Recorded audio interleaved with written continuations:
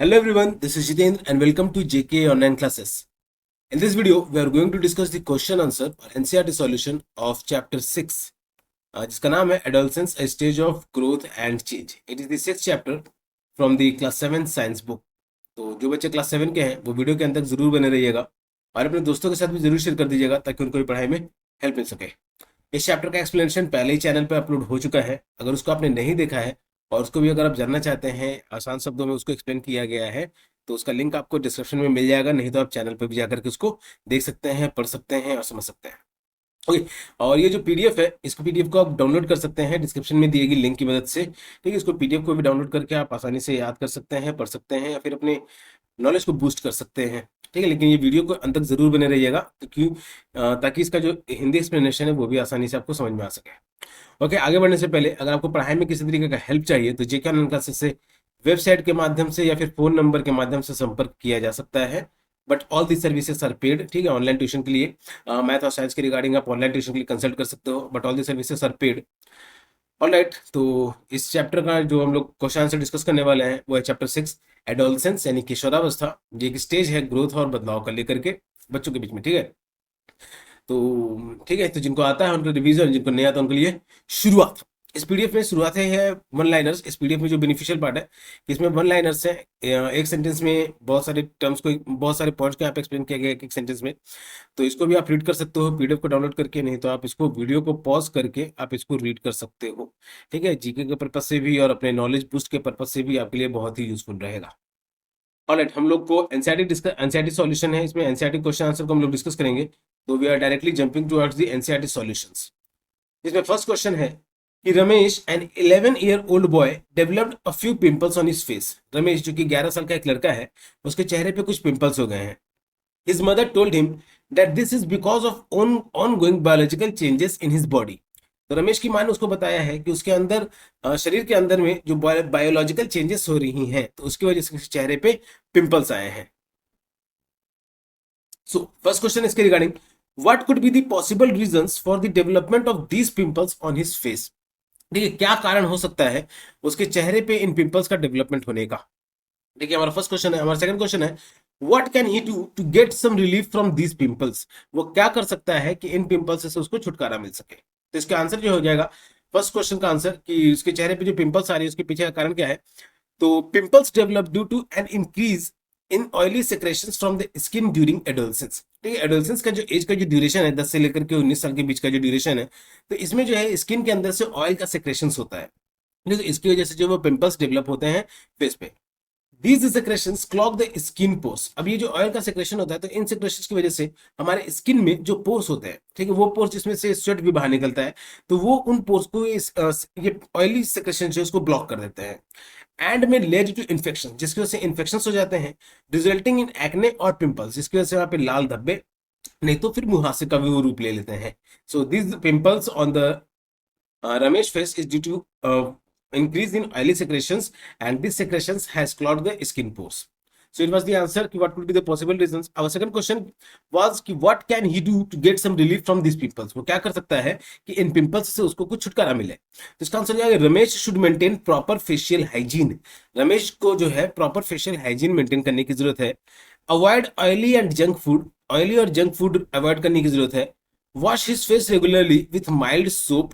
ठीक है, साबुन से अपने फेस को, चेहरे को साफ करने की जरूरत है उसे।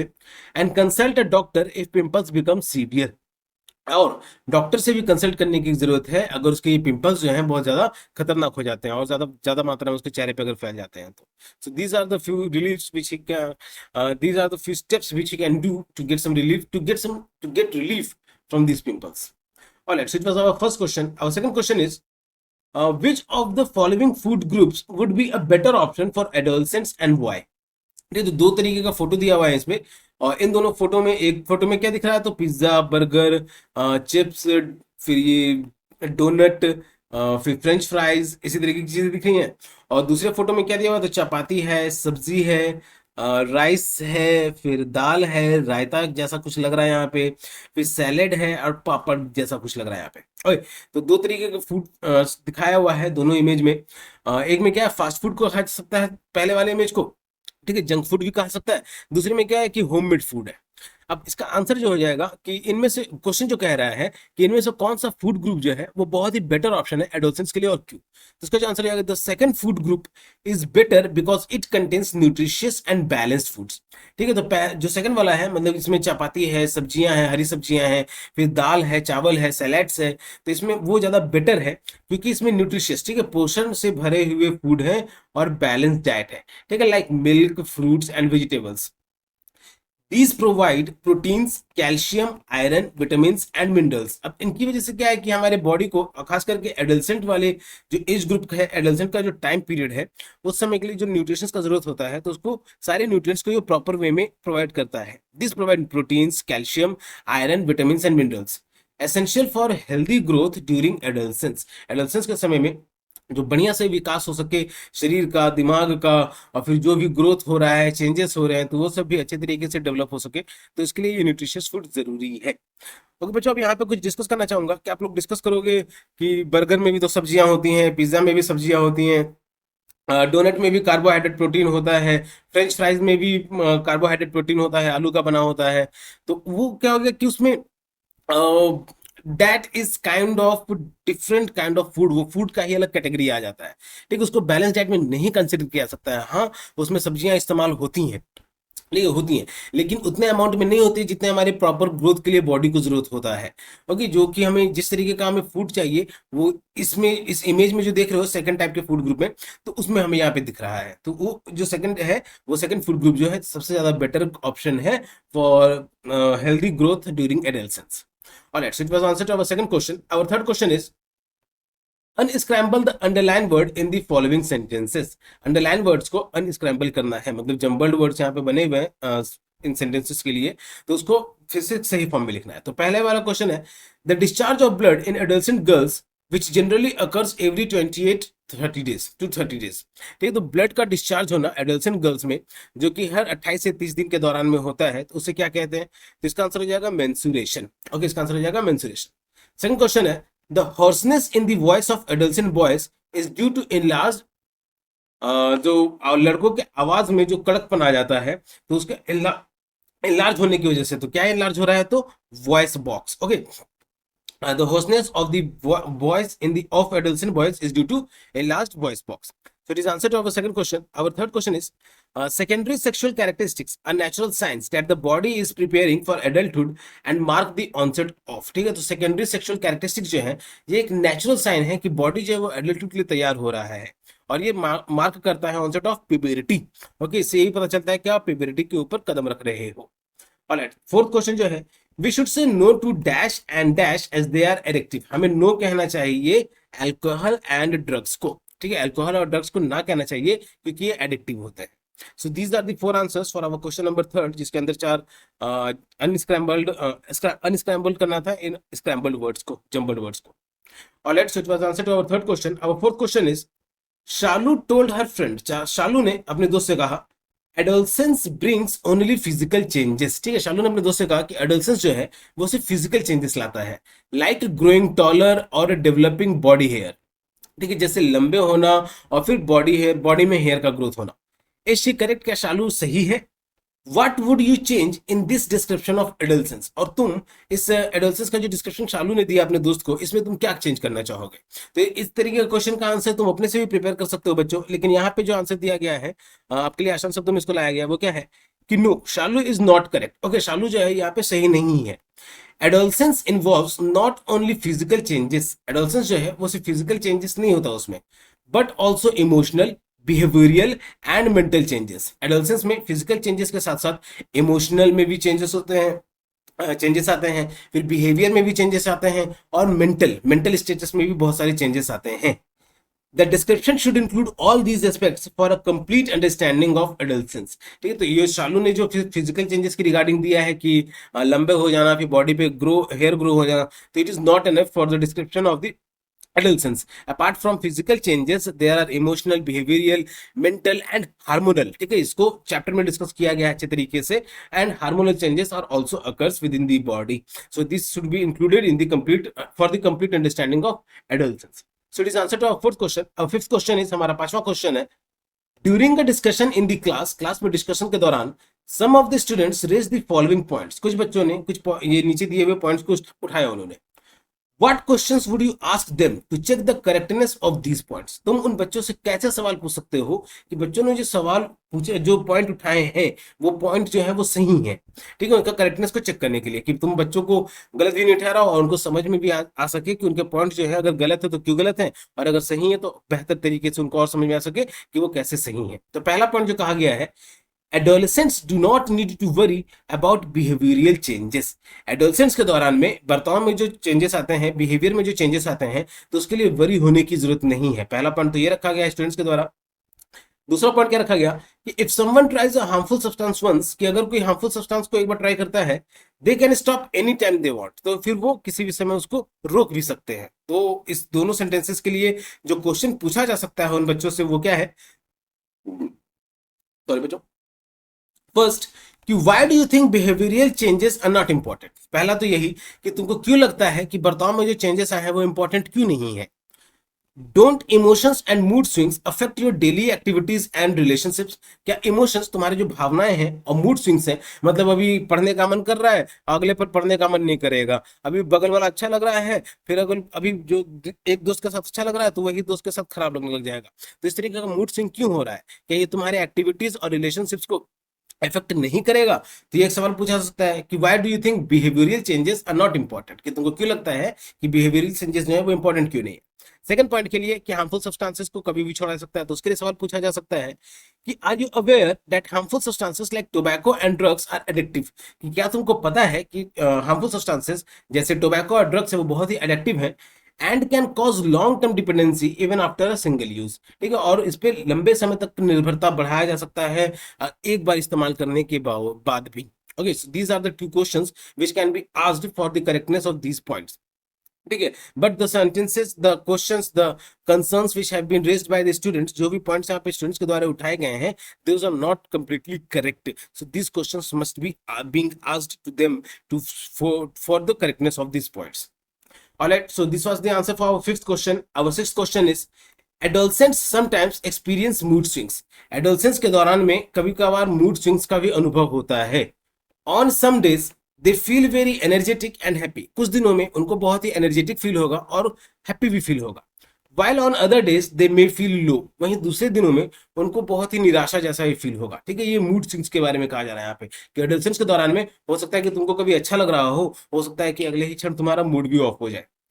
What other behavioral changes are associated with this age? और ऐसे कौन कौन से behavioral changes हैं जो इस एज के दौरान में नोटिस होते हैं। तो इसका जो आंसर हो जाएगा बच्चों वो है कि other behavioral changes include increased sensitivity, ठीक है, किसी भी चीज को लेकर के सेंसिटिव भी हो सकते हो तुम, वो ज्यादा बढ़ जाएगा। स्ट्रॉन्ग इमोशंस, तुम्हारी भावनाएं जो है वो बहुत ज्यादा स्ट्रॉन्ग हो जाएंगी। सेल्फ एक्सप्लोरेशन, तुम अपने आप को भी कुछ ज्यादा एक्सप्लोर करने लग जाओगे, ठीक है, किसी भी चीज के लिए एक्सप्लोरेशन का पॉइंट जो है तुम वो भी बढ़ने लग जाएगा। पीयर इन्फ्लुएंस, दोस्तों का दबाव बढ़ने लग जाएगा। क्यूरियोसिटी, अपने अंदर से जिज्ञासा भी बहुत सारा बढ़ने लग जाएगा। एंड समटाइम्स रिबिलियस बिहेवियर, और कई बार तो ऐसा भी होगा कि तुम दूसरों के लिए विद्रोह भी करने लग जाओगे, हो सकता है कि अपने मम्मी पापा के बात को ही तुम ना मानने लगो, ठीक है। तो इस तरीके का भी फीलिंग्स आता है, बिहेवियरल चेंजेस आते हैं। तो अगर ऐसा तुमको महसूस हो रहा है कि you are hurting someone with your behaviours, particularly to your parents, okay, खास करके अपने पेरेंट्स, अपने तुम्हारे फ्रेंड्स के लिए नहीं कह सकता हूँ कि अगर वो तुम पे गलत काम करने के लिए दबाव डाल रहे हैं, तुमने मना कर दिया, तब उस बात को फील होकर के तुम अपना माथा पकड़ के बैठ गए कि मैंने अपने दोस्त को मना किया है, तो अब क्या क्या नहीं। तो अगर तो आपका दोस्त गलत काम के लिए कह रहा है, आपने मना किया तो बहुत अच्छा किया, ठीक है, और हो सके तो वैसे दोस्त का साथ भी छोड़ दो, ठीक है, क्योंकि अगर दोस्त गलत काम करने के लिए सिखा रहा है तो आपका दोस्त नहीं हुआ। ओके, अगर वो आपको गलत काम करने के लिए सिखा रहा है और उसके लिए अगर आप परेशान हो रहे हो तो ये आप अपने आप को ही फिर और परेशानी में डाल लोगे आगे के समय में। एडोलसेंट्स में also develop a desire for independence और इन्वॉल्वमेंट इन सोशल कॉजेज। तो एडोलसेंट्स की वजह से एक तुम्हारे अंदर इच्छा भी जागेगी आजाद तौर पे और सोशल कॉजेज में भी इन्वॉल्व होने के लिए। तो ऐसा ग्रुप एक्टिविटी स्कूल में कराया जाता है। अब ऐसा नहीं कि पढ़ाई छोड़ करके किसी भिखारी के बगल में जाके भीख मांगने लगना कि भिखारी का मदद करना, ठीक है, इस तरीके का भी सोशल कॉजेज से मत जुड़ना, पढ़ाई लिखाई करो। ये सोशल कॉजेज का डिस्कशन मैंने अपने चैप्टर के डिस्कशन में भी किया है कि कैसे ये कंप्लीटली ट्रू नहीं है कि कैसे सोशल कॉजेज, वो हो गया कि बच्चों कच्चा खड़ा हो, जिस तरीके से आपको पढ़ाया जाएगा, जिस तरीके का शिक्षा दिया जाएगा उस तरीके का आप बनोगे। ठीक है, अगर किसी को साइंटिस्ट बनना है तो वो साइंटिस्ट बनने के लिए लेवल का पढ़ाई करेगा, ना कि किसी सोशल कॉज। ठीक है, आप अच्छा पैसा कमाने लग जाओगे तो फिर बहुत सारे सोशल नीड पूरे कर पाओगे, दूसरों की भी मदद कर पाओगे, लेकिन इसके लिए पैसा कमाना पड़ेगा। ये नहीं कि 7th क्लास में हो, अभी पढ़ ही रहे हो और दूसरों की मदद करना शुरू कर पाओगे, नहीं। ठीक है, तो अगर वो ऐसा भी कर पाओगे तो हो सकता है कि आप अपना साइंटिस्ट बनने का सपना नहीं पूरा कर पाओ। बहुत सारे कारण हो सकते हैं। आप पहले पैसा कमाने के ऊपर में ध्यान रखना कि अच्छे अपने आप को पहले सस्टेन करने का।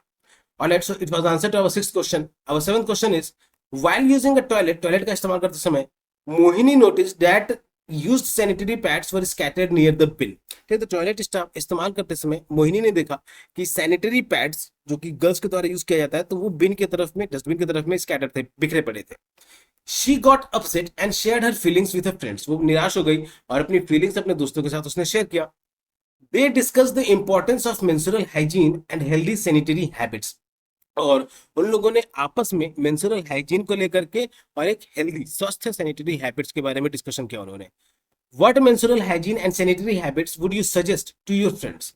ठीक है, तो अब ये गर्ल्स इसको अच्छे तरीके से एक्सप्लेन कर पाएंगे, बॉयज को उतना जानकारी होगा नहीं, लेकिन जितना जानकारी है वो चैप्टर के एक्सप्लेनेशन में एक्सप्लेन कर दिया गया है कि मेंस्ट्रुएशन वो पीरियड है जिसमें गर्ल्स के बॉडी से ब्लड का डिस्चार्ज होता है। ठीक है, तो इसी से रिलेटेड में क्या मेंस्ट्रुअल हाइजीन और सैनिटरी हैबिट जो है वो सजेस्ट करना चाहोगे अपने दोस्तों को। इसका जो आंसर हो जाएगा कि used sanitary pads should be wrapped properly in paper. जिस सैनिटरी पैड का इस्तेमाल किया गया है उसको अच्छे तरीके से पेपर में रैप कर देना चाहिए। And throne into a closed dustbin, और एक बंद डस्टबिन में फेंक देना चाहिए। Girls should use clean and dry pads. लड़कियों को साफ और सूखा पैड का इस्तेमाल करना चाहिए। Change them every 4 to 6 hours, और हर 4 से 6 घंटे में उसको बदलते भी रहना चाहिए। वॉश हैंड प्रॉपरली, हाथ को भी अच्छे से धुलें। And use biodegradable pads if possible, और अगर संभव हो, पॉसिबल हो, तो बायोडिग्रेडेबल पैड्स का इस्तेमाल करें। ठीक है, बायोडिग्रेडेबल पैड्स क्या होंगे, जो कि नेचर में अपने आप से कंपोस्ट हो सकते हैं। Toilets should have hygienic disposal facilities, और जो भी टॉयलेट्स हैं, जो समाज में टॉयलेट्स बन रहे हैं, तो उन सब में हाइजेनिक डिस्पोजल फैसिलिटीज भी रहने चाहिए, ताकि गर्ल्स को एक हेल्दी और मेंस्ट्रुअल हाइजीन से रिलेटेड जो है और हेल्दी सैनिटरी हैबिट जो है वो डेवलप हो सके। Alright, so it was answer to our 7th question. Our 8th question is, Mary and Manoj were classmates and good friends. Mary और मनोज जो हैं वो क्लासमेट्स से, एक ही क्लास में पढ़ रहे हैं और वो दोनों बहुत अच्छे दोस्त हैं।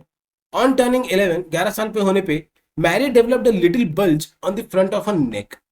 ये 11 साल पे होने पे मैरी के गले के पास में, गर्दन के पास में छोटा सा उभार उभर गया। ठीक है, she visited the doctor who gave her medication and asked to take iodine rich diet. तो वो डॉक्टर के पास गई, तो डॉक्टर ने उसे कुछ दवाएं लिखी और उसको आयोडीन से भरा हुआ खाने के लिए कहा गया। Similarly, a bump was developed on the front of Manoj's neck when he turned 12. और उसी तरीके से मनोज के गर्दन में भी एक बम्प, एक उभार नजर आया जब वो 12 साल का हुआ। However, the doctor told him that it was a part of growing up. लेकिन जब डॉक्टर के पास गया मनोज, तो डॉक्टर ने उसे कहा कि ये बड़े होने की एक निशानी है, का एक हिस्सा है। According to you, what could be the possible reason for advising Mary and Manoj differently. तो तुम्हारे अनुसार क्या कारण हो सकता है कि मनोज को और मैरी को डॉक्टर ने अलग अलग तरीके का राय क्यों दिया। तो इसका जो आंसर हो जाएगा कि Mary might have developed a goitre. ठीक है, मैरी को गोइटर हो गया होगा। इट इज अ बीमारी, इट इज अ डिजीज। ठीक है, it is a disease which is caused by the deficiency of iodine, जो कि आयोडीन की कमी की वजह से होता है। ठीक है, तो Mary have developed a goitre caused by iodine deficiency. Mary को गोइटर हो गया था जो कि आयोडीन की कमी की वजह से होता है। Which needs medical attention and an iodine rich diet, जिसको सही करने के लिए दवा की देखरेख की जरूरत है और आयोडीन से भरा हुआ डाइट की जरूरत है। Manoj bump could be an Adam's apple. Manoj का जो बम्प है वो एक एडम एप्पल हो सकता है। A normal sign of puberty in boys due to the growth of the voice box. तो ये जो एडम्स एप्पल है, वॉइस बॉक्स में ग्रोथ होता है ये, और ये एक ग्रोथ का एक नॉर्मल साइन है कि बॉयज जो है they are entering into the puberty. Okay, so these are the two reasons for which doctor advised them different things to Mary and to Manoj.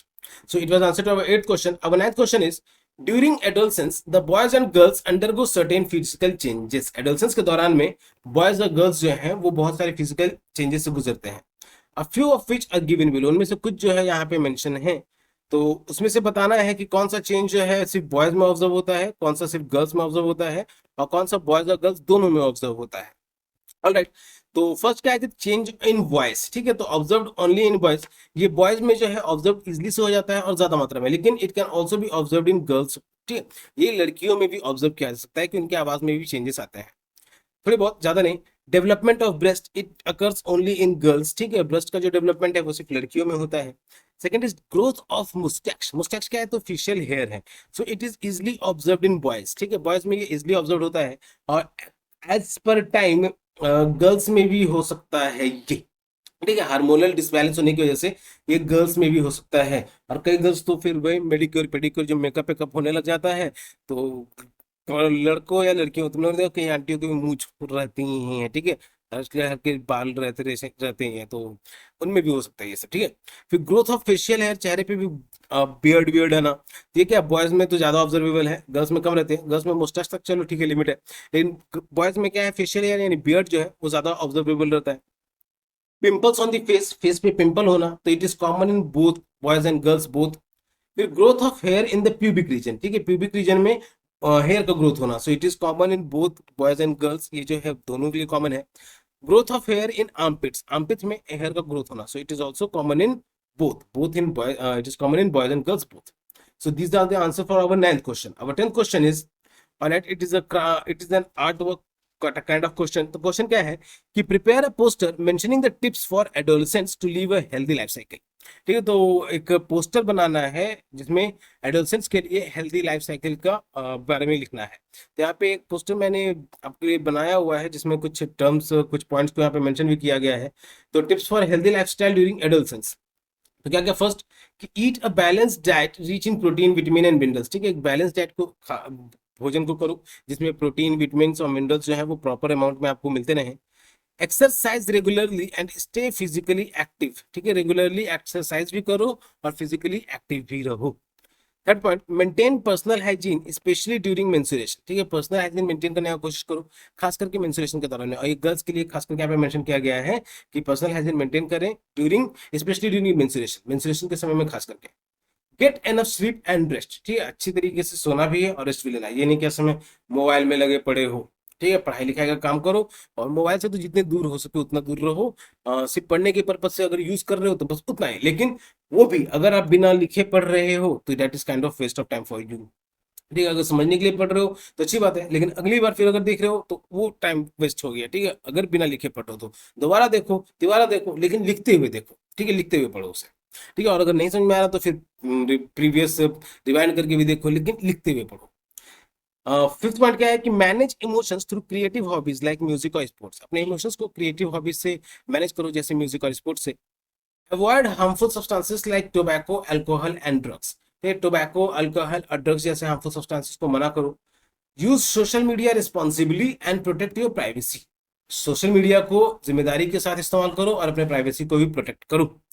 Talk to trusted adults when in doubt और distress. कभी भी अगर doubt में रहो या distress में लगो तो जिन पे आपको विश्वास है वैसे लोगों से बात करो, चाहे वो आपके पेरेंट्स हो या टीचर्स हो। ठीक है, लेकिन जिन पे विश्वास हो, जो आपके साथ गलत ना कर रहे हो, गलत ना करे, आपको गलत रास्ता ना दिखाए।